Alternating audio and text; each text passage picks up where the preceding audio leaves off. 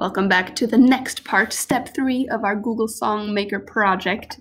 Next step is the harmony. Now, if you know what harmony is, great. If you don't, here's what it is.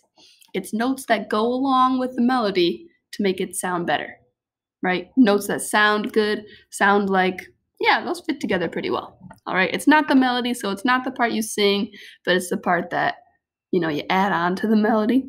So, a pro tip would be that harmonies sound best with a block in between them, all right? So if you have two notes right next to each other, they might kind of clash a little bit, but if you have a little bit of space, either one square or two squares, it'll just sound a little bit better.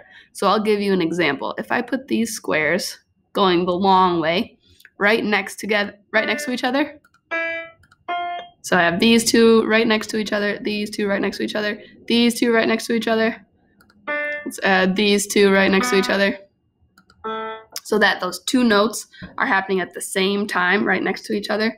Let's see how it sounds.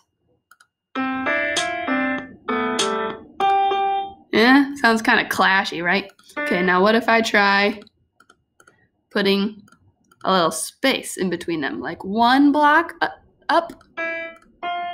See, I have one block between them. One block between them. They're socially distanced. I'm gonna go. How about that? These ones have 2 blocks between them. That's okay. What do you think? Sounds a little bit better, right? Now let's try this one, having a block between it and adding a note on the bottom. Block between, block between, block between. How about that?